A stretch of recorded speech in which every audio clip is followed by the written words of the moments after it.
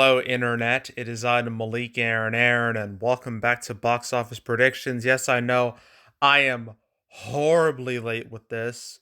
I'm sorry, but things happen. I played way too much as Spider Man Miles Morales. I lost track of time, and yeah, it just happened. But you know what? This weekend, it's a dead weekend anyway. It's pre summer weekend. Nobody cares.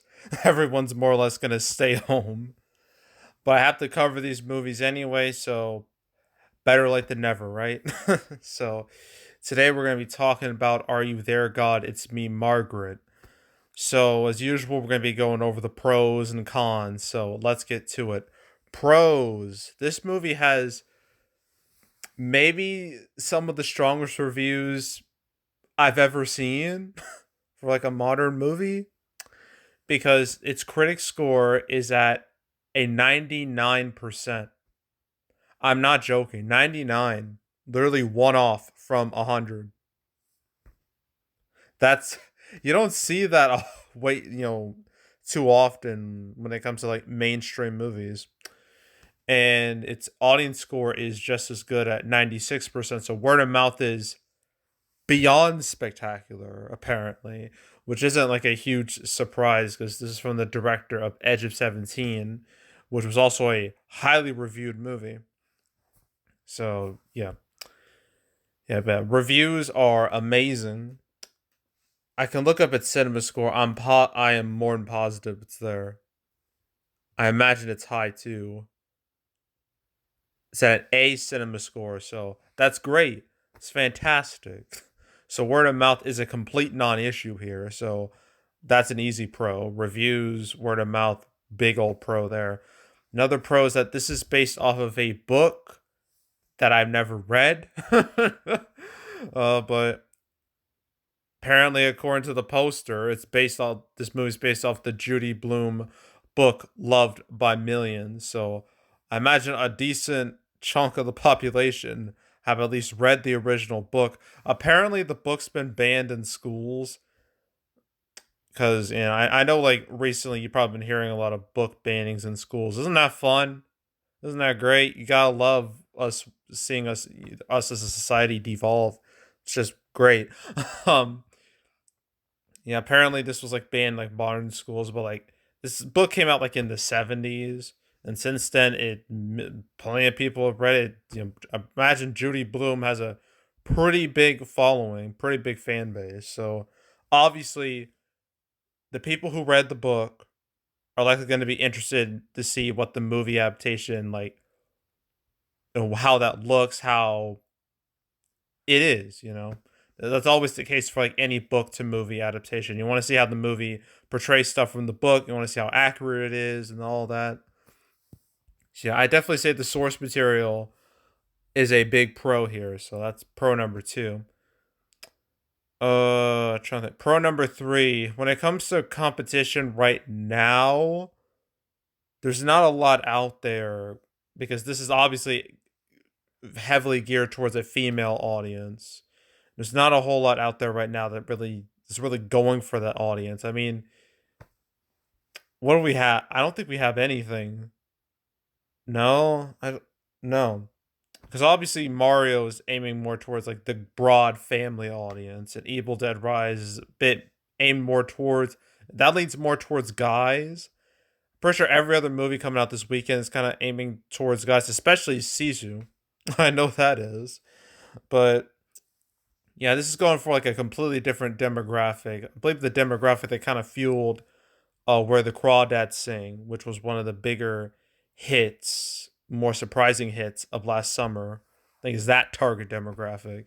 And I mean, if you appeal to that target demographic, they will show up. So, yeah, I'd say the lack of direct competition right now, I say that's a pro. I mean, sure, there's Love Again like next weekend, but that movie's gotten like no push, so I don't think that'll hurt this movie too much. So yeah, lack of direct competition, I'd label that as a pro. Um, what else can I say? I guess I can talk about the cast real quick. We got Rachel McAdams. Yeah, Yeah, I mean, she's been quite a bit of stuff. Her first main movie that I know of, Mean Girls, Regina George. Mean Girls is one of my favorite movies of all time. Probably my favorite comedy of all time. And that movie's like hella iconic now. So I mean, Mean Girls. You also got the Notebook.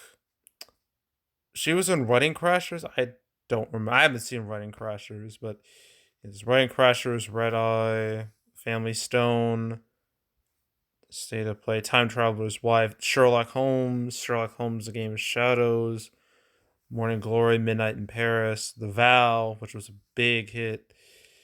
Bunch of mid-range movies. Doctor Strange, where she's Doctor Strange's love interest. And let's see, Game Night, and now we're here. But yeah, Rachel McAdams, she's Regina George. Okay, that's all I need to say. Yeah, Rachel McAdams is definitely a very recognizable face. You know who else is a recognizable face? Kathy Bates. She's been just about everything. I mean, let's see the main ones that I recognize. I see Dick Tracy, Fried Green Tomato. I guess Titanic was a big one right there. Where's Misery? There is Misery. That's like that was I one could argue that was her real breakout role right there. That was probably her most iconic performance of all time. Misery. What else? The Water Boy. I think was she Adam Sandler's mom in that movie? I'm pretty sure she was. I think. Yeah. It's, but mainly she's done like a lot of like side roles, like supporting roles. Oh god, she voiced in B movie. Oh no. Oh god, let's just ignore that. Um, let's see. Yeah, a lot of supporting stuff. Family That Prays, Day the Earth Stood Still. Does anyone even remember that movie? I hope not. um, Blindside, Valentine's Day, Midnight in Paris. Let's see. Tammy the Boss, Richard Jules. I mean, Kathy Bates. Was she also? I think she was also an American Horror Story, as far as I know. I remember her in American Horror Story. I believe she was in that. I think it was horror show, no freak show. Yeah, yeah, that was like a decade ago. Jesus, but yeah, I'd say there's definitely like you got two very recognizable people in this movie, and I always say like it's better to have a recognizable face than complete nobodies generally. So yeah, I'd say that's a pro. And another pro, well, I actually this next part is neither a pro or a con. Its Thursday preview number is like 600,000, which apparently includes like early screenings, not including like that was grouped in with Thursday previews. Obviously, you shouldn't expect a movie like this to have high Thursday previews. It's just not going to happen. It's not exactly a fan fueled, like a hard fan fueled movie where it's fueled by like the younger audience. This is obviously geared a little more towards older audiences, like older women, I think. So obviously, they're not going to show up on Thursday night. But these numbers aren't like terrible or anything. They're the best of the weekend. But yeah, they're very mediocre. So I'm just gonna label that as neither a pro or a con. Con. Oh wait, now we get to the cons. The biggest con is the time this movie's coming out. It is like the last week of April. That is historically a terrible time to release a movie because it's usually like the pre-summer weekend because the following weekend summer movie season starts and pretty much all April movies evaporate at that point. And because like the first week of May is usually a Marvel movie comes out. That's been the case for the last god um 20 plus years more or less. Like if you like minus a few years. And I'm trying to think there've been very few times where the last weekend of April is like an event. I think the only times were like when Fast 5 came out in 2011 and Infinity War and Endgame came out in 2018 and 19. Besides those, the last weekend of April is pathetic. And I don't expect this weekend to be any different. So yeah, just the weekend this is coming out, and the fact that Guardians 3 is coming out next weekend, and I don't know if that's going to be a huge hit.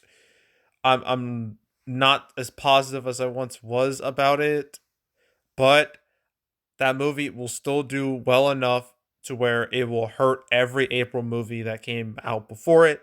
And I don't think this will be hurt too badly, but I feel like there might be a slight, ever so slight ding at this movie's box office. But I don't know.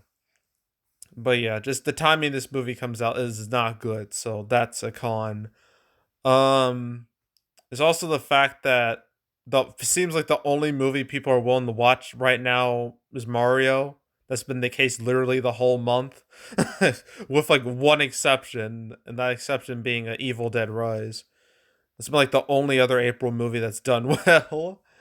Um, this might do well too, maybe, but yeah, Mario, it's got a stranglehold on the market, and then that stranglehold will go from that to Guardians 3, and then the Fast X, and then Little Mermaid, and then we go all on and on and on throughout the rest of summer.